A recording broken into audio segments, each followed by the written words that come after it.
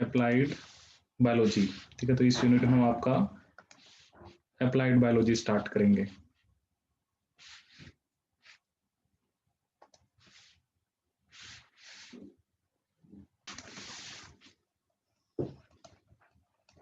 सो जो applied biology unit है, इसमें सबसे पहले जो हम पढ़ेंगे that is your microbial growth kinetics. ठीक है, तो ये बड़ा ही कॉमन क्वेश्चन आता है कि माइक्रोबियल ग्रोथ कर्व क्या होता है और माइक्रोबियल ग्रोथ की इक्वेशन क्या होती है। ठीक है, so in today's topic will study about your microbial growth kinetics. तो इसमें हम कर्व भी पढ़ेंगे और आपकी काइनेटिक्स भी पढ़ेंगे। तो अगर हम माइक्रोबियल ग्रोथ काइनेटिक्स की बात करें, so what is basically growth rate. So growth rate is basically change in growth. Growth rate क्या होता है आपका, that is equal to change in growth. Change in growth, that is dx by dt is directly proportional to x, where x is your initial number of cells. X is initial number of cells. ठीक है, सो अगर हम यहाँ पे proportionality का sign remove करें, सो dx by dt is equal to mu x, where mu is your specific growth rate. mu क्या होता है आपका specific growth rate. mu is specific growth rate. ठीक है, सो अगर यहाँ पर हम म्यू लिखें तो म्यू को क्या लिख सकते हैं, dx by dt divided by x। ठीक है, तो जो म्यू की यूनिट होती है, जैसे dx और x की यूनिट सेम होंगी, तो इट इज 1 बाय टाइम, और we can write it as time inverse 1। तो म्यू की यूनिट क्या होती है आपकी, टाइम इनवर्स 1। ठीक है, तो स्पेसिफिक ग्रोथ रेट की यूनिट क्या है, टाइम इनवर्स 1। ठीक है, सो फर्दर अगर हम इसको लिखें कि dx by dt is equal to mu x, इसको मैं और क्या लिख सकता हूँ, that is dx by x is equal to mu dt। हम दोनों तरफ इंटीग्रेट करेंगे। ठीक है, तो x naught to x t and 0 to t। ठीक है, तो ये क्या आ जाएगा आपके पास, that is ln of x t minus ln of x not is equal to mu into t. ठीक है, तो इसको और हम क्या लिख सकते हैं, ln of x t by x naught is equal to mu t. ठीक है, और ln को अगर हम log में कन्वर्ट करें तो दैट इज 2.303 log ऑफ 10, और जैसे उसी फॉर्म में लिखें x t minus 2.303 log of 10 x not is equal to mu t. तो ऑब्वियसली 2.303 कॉमन आ गया, log 10 x t minus log 10 x not is equal to mu t is equal to mu t. So log of 10 xt is equal to log of 10 x naught plus mu t by 2.303। so ये हमारे पास एक क्या आ गया आपकी equation, log of 10 xt is equal to log of 10 x naught plus mu t by 2.303। So next we have that is doubling time. Doubling time। ठीक है, तो जैसे हमारे पास जो इक्वेशन अभी आई है that is ln of x t by x not is equal to mu into t. ठीक है, अब इसका क्या मतलब है, डबलिंग टाइम का क्या मतलब है, अगर इनिशियल नंबर ऑफ सेल्स हैं x naught, initial number of cells कितने आपके पास, एक्स नॉट। ठीक है, तो ऑब्वियसली आफ्टर टाइम टी, जिसको हम डबलिंग टाइम बोल रहे हैं, तो वो कितने हो जाने चाहिए, 2x नॉट। ठीक है, so ln of 2x naught by x naught is equal to mu max into t doubling, ठीक है। सो एक्स नोट से एक्स नोट कैंसिल हो गया, तो ln ऑफ 2 कितना होता है 0.693, so 0.693 by mu max is equal to doubling time, तो डबलिंग टाइम आपका कितना आ गया 0.693 बाय म्यू मैक्स, ठीक है। तो ऐसे हमने क्या कैलकुलेट कर लिया आपका डबलिंग टाइम, मतलब एक्स टी जो है that is the number of cell after time t, जैसे इनिशियल नंबर ऑफ सेल्स कितने आपके पास एक्स नॉट, तो डबलिंग टाइम का मतलब है कि जब सेल्स आपके कितने हो गए 2x नॉट, ठीक है। अब यहाँ पर एक टर्म हमारे पास आती है what is degree of multiplication, degree of multiplication,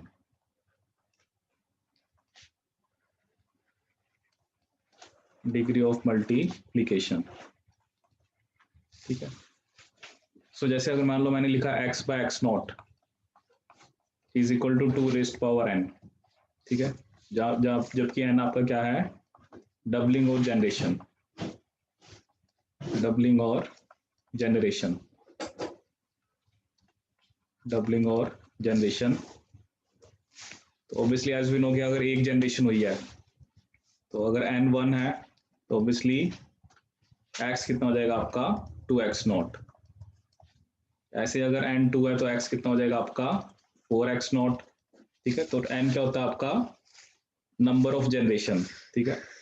so ln of, अगर हम दोनों तरफ लॉगरिथम करें, ln of x by x not is equal to n ln of 2, n ln of 2।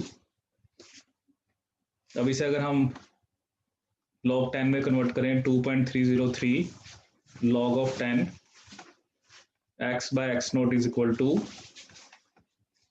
n into 0.693, ठीक है। So log of 10 x by x not,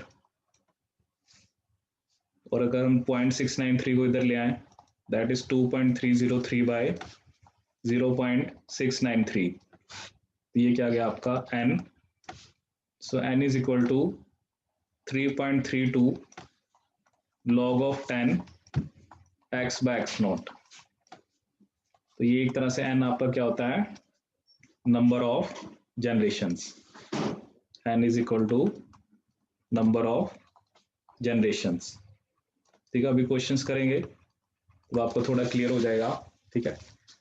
लेकिन basically क्या ना, ये एक तरह से थोड़ा सा माइक्रोबियल ग्रोथ काइनेटिक्स है, तो जनरली जैसे आपका आईआईटी जैम का पेपर होता है, गेट का होता है, या कोई भी नेट का, मतलब this is one of the topic which is related to fermentation, तो इस पे ना न्यूमेरिकल बनता है, ठीक है ना। तो न्यूमेरिकल जिस भी टॉपिक पे बनता है तो वो क्वेश्चन आते हैं, ठीक है। तो जनरल हमने क्या करा अभी तक, ग्रोथ रेट क्या होता है चेंज इन ग्रोथ, ठीक है।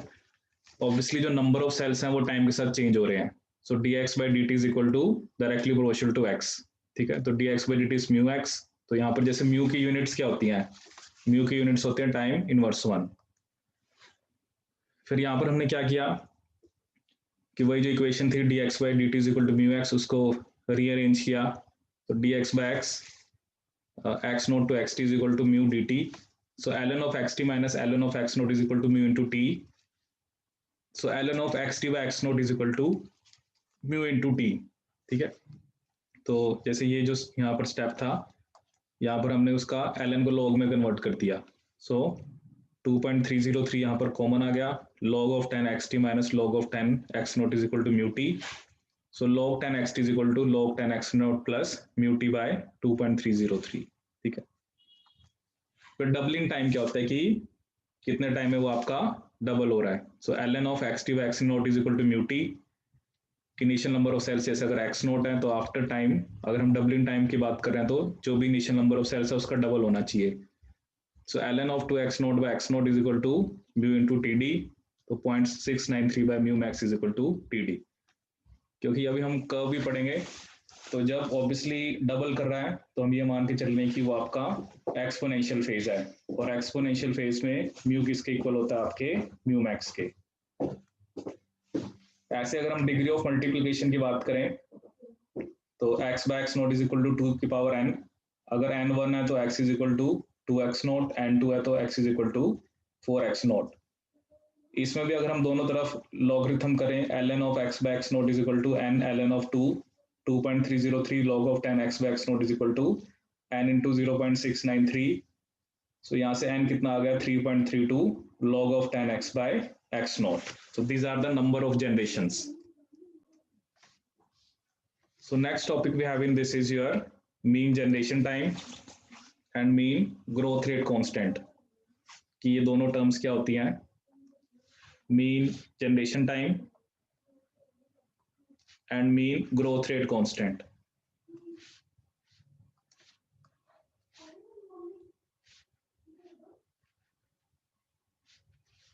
Mean generation time and mean growth rate constant.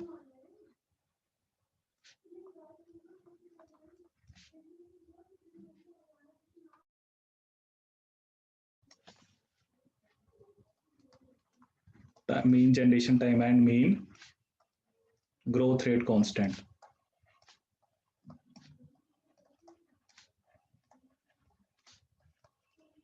ठीक है, तो जो मीन जनरेशन टाइम होता है उसको डिनोट करते हैं हम k से, सॉरी g से, और जो मीन ग्रोथ रेट कांस्टेंट होता है उसको डिनोट करते हैं k से। ठीक है, तो अभी तक जैसे हमने n निकाला है, तो जो k होता है वो होता है n बाई टी, k क्या होता है n बाई टी, और जो g होता है वो क्या होता है आपका 1 बाय k। ठीक है, so k is n by T, g क्या होता है 1 बाय k। ठीक है, अब जैसे इन दोनों का क्या मतलब है, जैसे एक मान लो मैं लिख रहा हूँ कि 3 जनरेशन पर आवर। ठीक है, जैसे मान लो मैंने एक लिखा कि 3 जनरेशन पर आवर। ठीक है, सो दैट इज k। लेकिन जी हमें क्या बताता है कि एक जनरेशन कितने टाइम किया है, तो ऑब्वियसली 20 मिनट पर जनरेशन। ठीक है ना, दोनों चीजें क्लियर होनी चाहिए। एक टर्म आपको ये बता रही है कि कितनी जनरेशन हो रही है एक घंटे के अंदर, जैसे 3 जनरेशन पर आवर, और जी का क्या मतलब है कि 20 मिनट पर जनरेशन। ठीक है, तो ये डिफरेंस होता है के और जी के अंदर। ठीक है, तो जैसे हम एक क्वेश्चन करते हैं उससे आपको क्लियर होगा कि ये टर्म्स क्या बताती हैं। ठीक है, so like we have a question, sample of bacterial culture, sample of bacterial culture taken at 5 p.m, taken at 5 p.m। ठीक है, कि हमने पहले 5 p.m पे सैंपल लिए, and then the next day at 5 a.m. 5 a.m. were found to have were found to have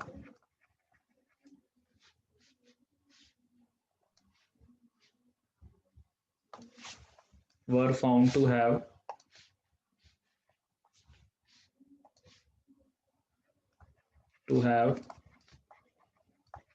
10 raised to power 4 and 10 raised to power 7 cells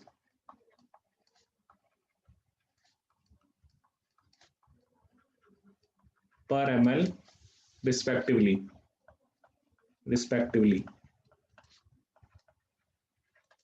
Assuming that both the samples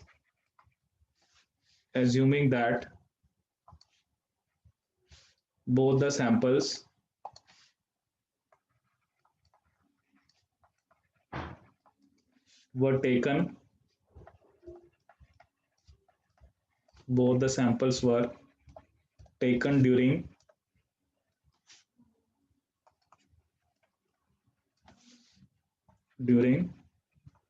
log phase of cell growth, comma, the generation time of the bacterium will be of the bacterium will be fill in the blank R। ठीक है, तो इसमें उसने आपको बताया कि एक बार आपने 5 बजे शाम को सैंपल लिया, एक बार 5 बजे सुबह, और ये सेल्स का नंबर उसने आपको दिया है। आपने इसमें क्या कैलकुलेट करना है, जनरेशन टाइम। करिए कैलकुलेट। सो देखते हैं इस क्वेश्चन का सॉल्यूशन। ठीक है ना, अब देखो आपने जो एक तरह से सेल्स उसने बताया कि पहले कितने बजे, 5 PM और फिर 5 AM, मतलब टाइम तो कितना हो गया, 12 आवर्स। टाइम कितना आपका, 12 आवर्स। ठीक है, अब 5 PM पे सेल्स है 10⁻⁴, और 5 AM पे कितने, 10⁻⁷। ठीक है, तो इसका क्या मतलब है कि जैसे इनिशियल नंबर ऑफ सेल आपके 10⁻⁴ है, और 12 घंटे के बाद कितने हैं, 10⁻⁷। ठीक है, सो ln ऑफ xt/x0। ठीक है, या जो हमने डायरेक्ट फॉर्मूला लिख देते हैं कि जो हमने लिखा था n is equal to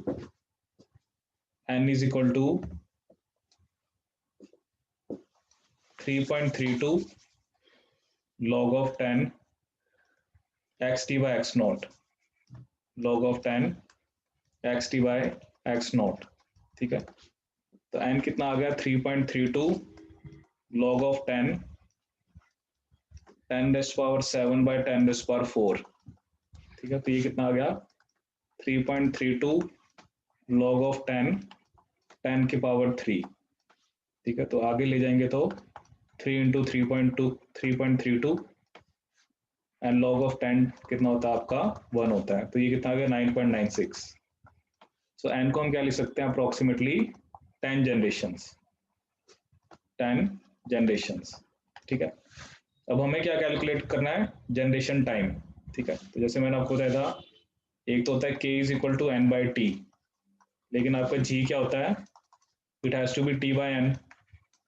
time आपके पास 12 घंटे है, n आपके पास 10 है, तो g कितना आ गया, 1.2 आवर। ठीक है, तो मतलब एक जो जनरेशन टाइम है वो कितना आपका, 1.2 hour. So next question we have, that is asynchronous culture containing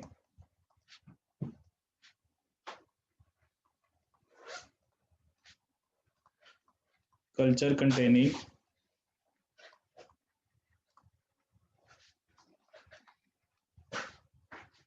containing 1.8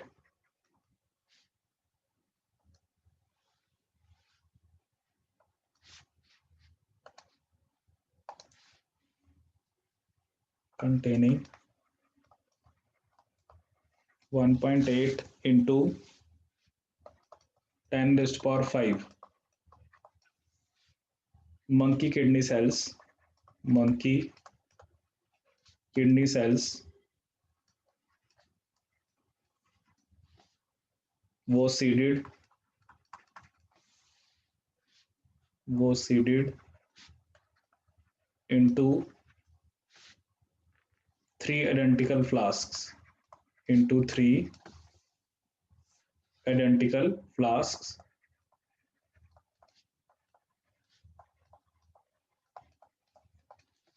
The doubling time of these cells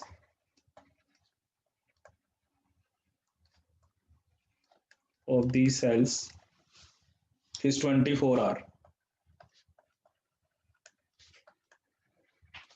is 24 hour.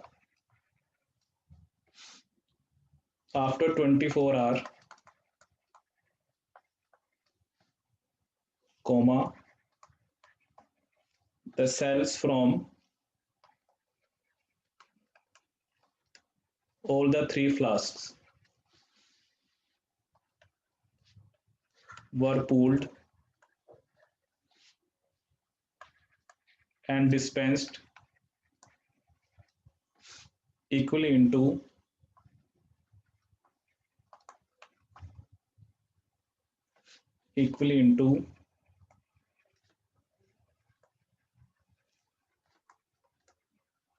each well of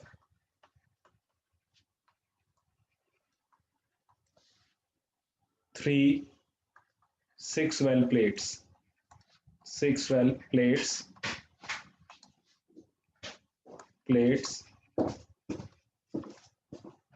The number of cells. The number of cells in each well will be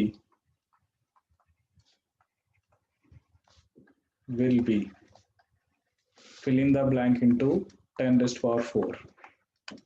The number of cells in each well will be. करिए question. ठीक है, तो इस question में आपको क्या दे रखा है कि आपके पास 1.8 into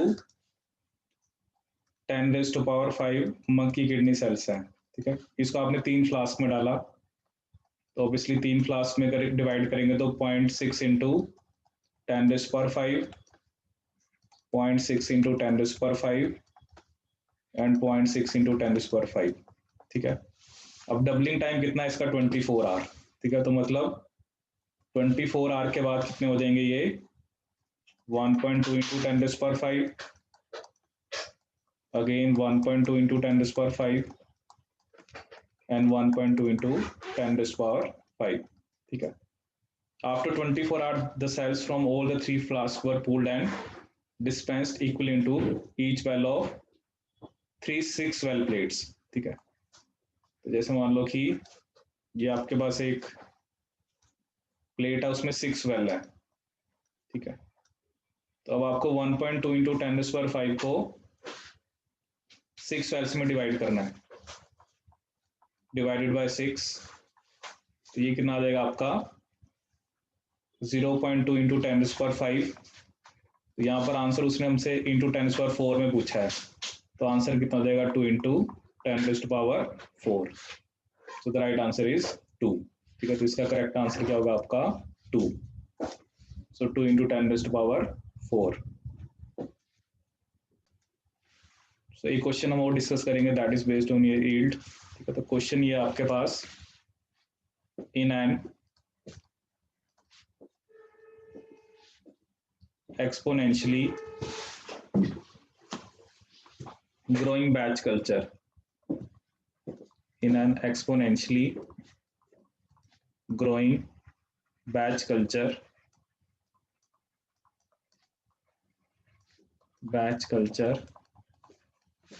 of Saccharomyces cerevisiae,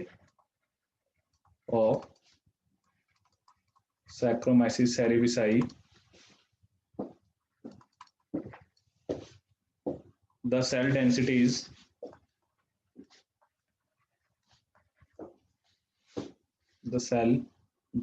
is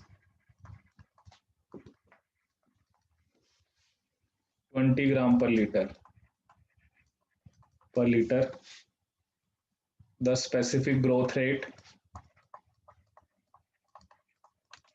जिसको हम क्या बोलते हैं mu, the specific growth rate mu is 0.4 per hour, and substrate uptake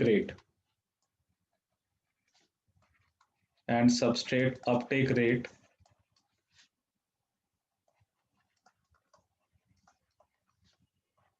in bracket V is 16 gram per liter per hour. The cell yield coefficient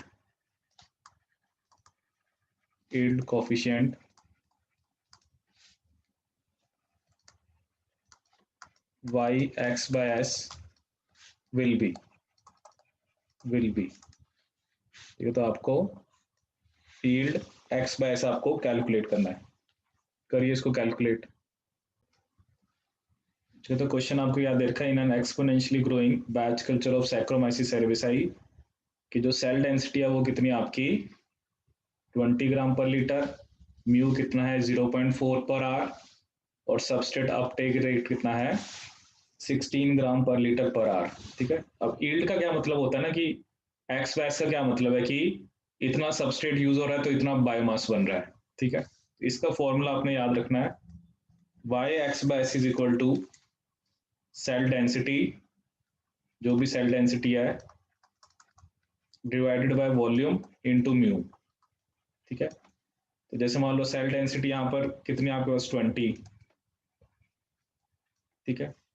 यहाँ पर जो सबस्ट्रेट अपटेक रेट है वो है 16, ठीक है। तो सेल डेंसिटी किसमें आपके पास ग्राम पर लीटर, दिस इज ग्राम पर लीटर पर आर, और म्यू क्या आपके पास 0.4 आर इनवर्स 1, ठीक है। मतलब यील्ड की ना कोई, जैसे यहाँ ग्राम से ग्राम चला गया, लीटर से लीटर, आर से आर चला गया, ठीक है। तो अगर इसको हम सॉल्व करेंगे 20 इंटू 0.4 बाय 16, तो ये आ जाता है 8/16 which comes out to be 0.5, ठीक है। मतलब कि जैसे कि कितना आपका सबस्ट्रेट यूज होता है और कितना बायोमास बनता है उसको हम यील्ड बोलते हैं। तो यील्ड एक्स बाय से यहाँ पर कितना है आपका 0.5, so the right answer is 0.5, ठीक है। तो इसमें हमने आज आपका, क्योंकि ये जो इक्वेशंस हैं, क्योंकि ऑब्वियसली आप एग्जाम के टाइम तो नहीं ड्राइव करते, बट ये बेसिक से आपको यूनिट इक्वेशन जो पता होनी चाहिए। जैसे एक फॉर्मूला ये है log 10 x naught is equal to log 10 xt plus mu t by 2.303. One we have td is 0.693 by mu max. One n is equal to 3.32 log 10 x by x naught. Mean generation time और mean growth rate constant क्या होता है, और बाकी फिर हमने आपके 2-3 questions करे, ठीक है। तो बाकी इसके अंदर मेनली बेसिकली आपका न्यूमेरिकल पार्ट ही आता है।